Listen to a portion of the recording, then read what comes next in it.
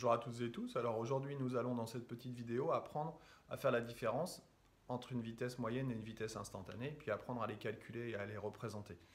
Cette petite vidéo s'inscrit dans une gamme, une collection de vidéos un peu plus large sur le mouvement, avec la description d'un mouvement, la notion de référentiel, etc., etc. Alors justement, la notion de référentiel, il faut faire attention quand on parle de vitesse, parce que la vitesse d'un objet, la vitesse d'un système dépend du référentiel dans lequel on travaille. Bien entendu, si je prends l'exemple du feutre dans ma main, le feutre est immobile par rapport au référentiel de main ou par rapport au tableau, mais ce feutre est en mouvement par rapport au soleil ou par rapport à la lune. Donc attention, la notion de vitesse n'a de sens que si on fait attention au référentiel dans lequel on travaille. Si je représente ici le mouvement d'un objet au cours du temps, les petits points représentent les différentes positions, les positions successives de cet objet. Donc c'est ce qu'on pourrait appeler une trajectoire. Alors, sur une photo, certaines applications comme cliché mouvement, qu'on appelle aussi motion shot, permettent de faire des chronophotographies. Une chronophotographie, c'est la représentation d'un objet au cours du temps à intervalles de temps constants. Et ça, c'est extrêmement important, c'est-à-dire qu'on fait une photo du mouvement de cet objet toutes les secondes, toutes les millisecondes, toutes les microsecondes, et on met tout ça sur le même cliché. Alors, ici donc sont représentées les différentes positions d'un objet au cours du temps, et puis on va considérer que l'intervalle de temps entre chaque position, il est de 20 millisecondes. Si je voulais calculer la vitesse moyenne c'est la vitesse au cours du parcours entre la première et la dernière position.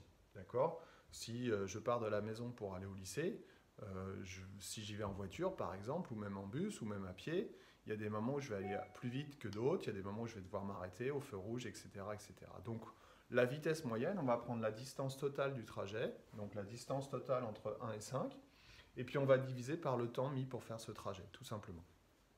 Attention aux unités, la distance est en mètres, le temps en secondes et la vitesse est en mètres par seconde. Si on veut convertir des mètres par seconde en kilomètres par heure, je vous ai fait un petit tuto pour ça. La vitesse instantanée, c'est la vitesse à un instant donné. On pourrait assimiler ça ou faire la comparaison avec le pied sur une pédale d'accélérateur de voiture, par exemple, avec le compteur vitesse qui nous indique la vitesse à un instant précis. Quand je suis à l'arrêt au feu rouge, ma vitesse instantanée est de 0. Cette vitesse instantanée, je peux la calculer à différents endroits. D'accord ? Donc si je veux calculer par exemple la vitesse instantanée au point numéro 2, qu'est-ce que je vais faire ? Je vais mesurer la distance entre le point 2 et le point 3, que je pourrais noter D23 comme ça, D23. Et je vais diviser par le temps qui s'écoule entre 2 et 3, autrement dit delta t. On va faire attention à ce que ce delta t soit bien converti en secondes. Bon, alors je fais un calcul, c'est un calcul classique. Autrement dit, la vitesse instantanée, ça va être la vitesse moyenne sur un intervalle de temps très très court. La représentation, que ce soit le vecteur vitesse moyen ou le vecteur vitesse instantanée, va être représentée, on va avoir une représentation vectorielle. Alors attention, pardon, je reprends ce que j'ai dit.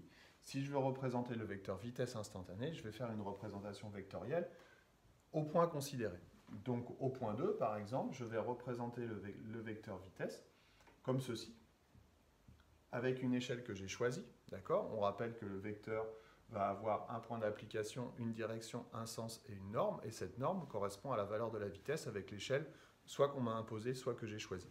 Attention, la force se représente aussi par un vecteur, mais on ne confond pas force et vitesse. La vitesse, c'est la conséquence d'une force. Si j'exerce une action mécanique sur un objet, je vais lui communiquer une vitesse. L'action mécanique, force et la vitesse sont toutes les deux représentées par des vecteurs, mais c'est complètement différent. Voilà, c'est à peu près tout sur cette notion de vitesse moyenne et de vitesse instantanée. Une fois encore, je suis content de vous retrouver. N'hésitez pas à aller visualiser les autres vidéos sur YouTube ou sur Instagram. Je ne poste pas tout sur Insta, mais je mets tout sur YouTube. Vous avez un petit QR code à la fin de cette vidéo qui permet de scanner un petit peu pour savoir les sites sur lesquels vous pouvez trouver mes ressources. Je vous dis à bientôt. Bonne journée. Bye bye.